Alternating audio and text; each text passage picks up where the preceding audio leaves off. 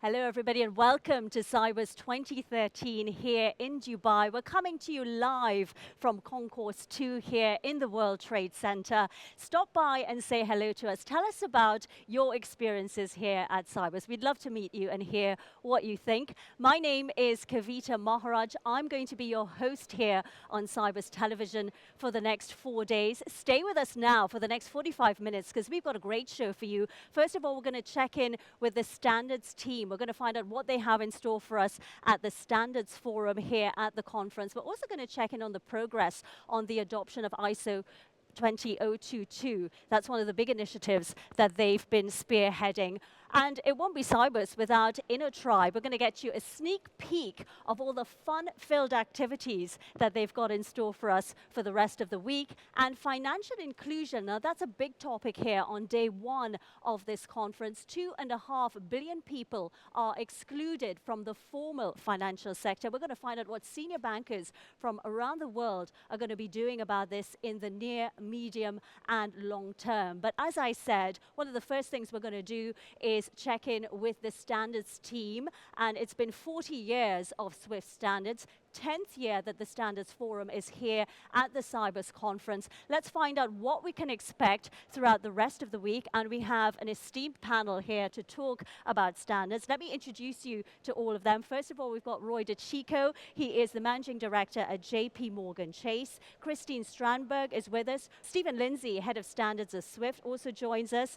We've got Professor Max Engali. Now, a lot of you would know him as a former board member of Swift, but you know, in this community, he is a rock star. He was the founding father of SwiftFin, so he's going to tell us a little bit about what that was like to get the journey started. And Chantal Van Ness there is with us. She is a standards deployer at Swift Services. So thanks very much to all of you. I want to start with you, Roy, first of all, because as I said, one of the major initiatives of the standards team has been the adoption of ISO 20022. Now, in Europe, they've had a bit of a kickstart, haven't they, with SEPA?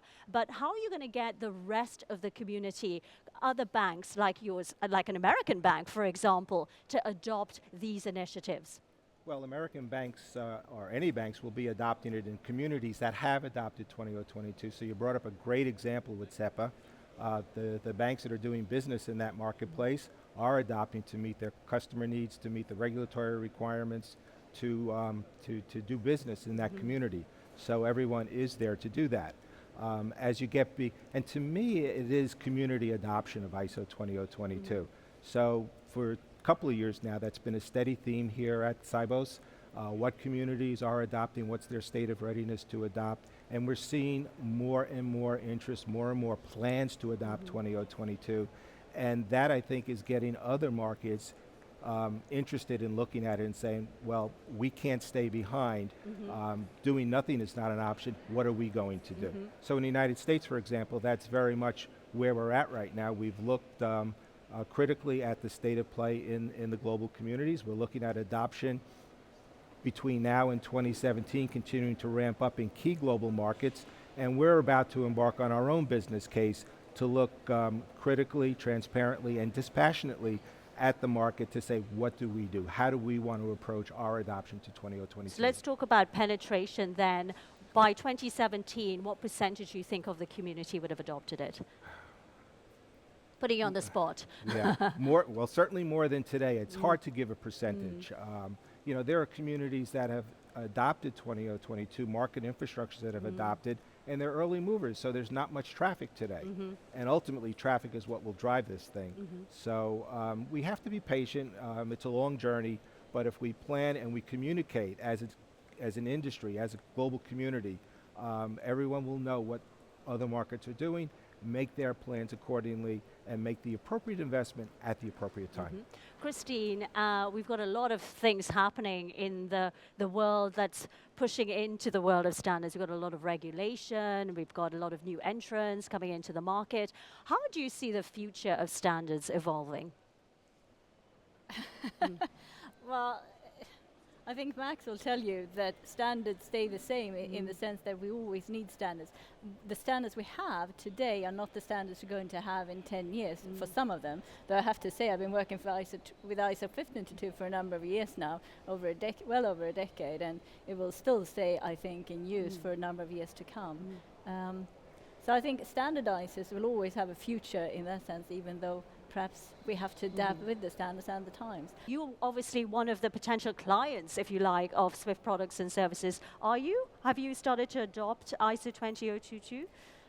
We use ISO 20022 in the payments arena, but I'm from the security side, so we don't really use it as much for in the security space. So it's mostly for SEPA. SEB being a European bank, obviously we use ISO 20022 for that.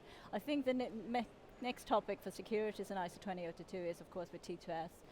Proxy voting is one of those messages we say, we're going to use it, we're going to use it, we're going to use it, but really the business case has never really come up. And that you made an interesting point, because a lot of people have told me over the last 2 or 3 years that I've been covering this conference, yes, for some people it makes great financial sense, but for other companies there really isn't the business case. It's not just the adoption, it's all the machinery that's around that, the staff, all the people that they've got to hire, etc., to make it work. Absolutely. Moving from MT to MX is not just about the standards, it's a technical issue, hardware, everything like that. And I think, to be perfectly frank, in the security space, we made ISO 15022 too good to have to make it easy to move to ISO 20022. Okay. It works. Okay, so let's move over to Stephen, who's the head of standards from Swift. I hope I got that right. Yes, okay. that's right. So, as I said, 10th year of the Standards Forum. What can people expect at this Standards Forum in Dubai? Well, we do have a packed program at the Standards Forum this time. We're going to be talking a lot about ISO 20022. We're going to be talking a lot about adoption in particular, and about the practical tools and techniques and technologies that you need to use when you come to adopt the standard. Also about the need to harmonize market practice, because we see lots and lots of initiatives picking up ISO 20022. If it's going to make sense from a global perspective, we need to make sure that those initiatives implement ISO 20022 in compatible ways. So one of the things that we're going to be talking about a lot is trying to make sure that that dialogue gets started. Okay, so 40 years of Swift standards. As I mentioned, founding father of SwiftFin next to you, the rock star of this industry, and you brought something along, Professor Engeli. I don't know if our camera can pick up on this. Tell us what this is that we're looking at. Well, this is the original document written exactly 40 years plus 2 days ago, something I discovered only yesterday. But when we talk about 40 years of standards, if the standards have not been a success, they would not have lived for 40 years. Now, what made them a success? That it was because first, nothing existed at all. This made it possible to generate something new, logical, strict, and it's logic that does not change with time. And so it was this clear logic. Even though the very first paper written was written by a banker, and when I saw that one, heavens, that couldn't be it. So as a mathematician, I'm not a banker, I would put it into clear, logical environment, and that's what you all still know and use as the financial standards. And this document, and I think Swift Standards is going to copy it, is the original document of this. And where do you see standards evolving? What's your vision for standards in the future? Well, I have followed the Swift standards up to 98, and now I have a gap between 98 and now, where I see a little bit what's happening. But if we want to move forward with standards, the start has to be very much with the banks. We will have to unify the semantics of the terms. Only then can we achieve further savings within the banks in the entire processing software. That is one of the things. The second item that's very important, something I was missing at the beginning, is that in standards working group, you don't need just experts, not even just good experts. You also need wider, logical thinking people who can look at it from a distance.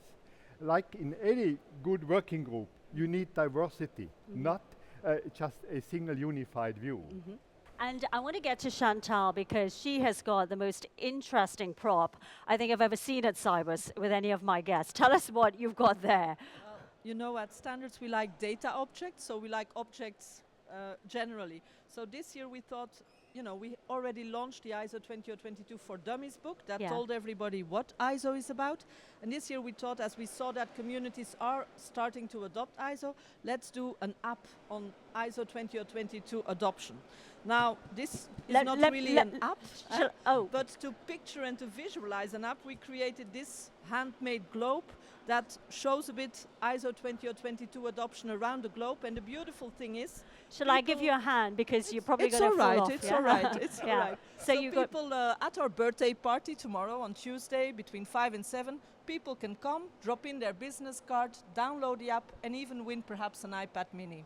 So that's what our app is all about. Okay, fantastic. Well, where can they find the standards? Standards stand can be found here right around the corner of Sibos TV in Hall 8. Okay, thanks very much. So let me get you, Professor Angali mentioned that, what we really need is for the banks to come on board as two bankers. Tell us what your reaction to some of the things that he said. Oh, I agree that when you're developing standards, you can't do it in a vacuum. You can't just have technical experts that are developing the standard and putting that into the marketplace. You need to get broad-based consensus. It needs to be an iterative process. You want to bring it out to your community. You want to get the input from the practitioners. You want to get the input from the corporate community. That's going to build a solid foundation that's going to help that standard gain acceptance. The worst possible scenario is you build a standard and nobody uses it. And that's something that we need to avoid. So it's this dialogue, and SWIFT is front and center in the middle of this dialogue to help us get a good perspective in terms of where do we want to invest our resources in terms of development of new ISO standards and bringing them out into the marketplace. You have to remember also, standards are always a work in progress, and I think what Stephen mentioned about market practice is also important. I mean, you have it, in order to have a global standard, you need to make it fairly flexible, which usually means that it's fairly undefined for a specific use. So that's where market practice comes in. So we in the Securities Market Practice Group, for instance, have been for 15 years now trying to use the ISO 15022 standards, but make it more defined, less flexible for a specific scenario. So this is what we're all going to use for a specific one. And that's where you need the business practitioners But involved. don't you think whatever you do there, you can have the best standards, you can try to make people adopt it, but unless you've got the big stick, like you had in Europe with SEPA, people aren't really going to do it. So for example, in the US, do we need a big stick? I hope not. That's not been our approach, to have the big stick. In fact, if by what you're referring to as the big stick is your regulators or the Federal Reserve, Federal Reserve is a partner in the business case that the community is developing. We've formed a stakeholder group of key participants, including the Federal Reserve and the Clearinghouse and a few other organizations that have gotten together to say, this is important. We're going to fund the business case that the U.S. is going to pursue. Okay. If I can take a minute, Christine talked about the Securities Market Practice Group. I happen to co-chair the Payments Market Practice Group, and again, an effective partnership with SWIFT standards to look at the payment space, to look at the adoption of 20022, to say, we're not adopting at a uniform level. Markets are moving at different speeds and different adoption strategies. This can cause interoperability issues in the marketplace as one market adopts and other markets do not. And we've gotten together to look at this and created some variant messages for adoption on a go-forward basis in partnership with SWIFT. Well, you've all been great. A great first session at Sibos TV. Thanks so much for joining us. Nice to have you all with us today.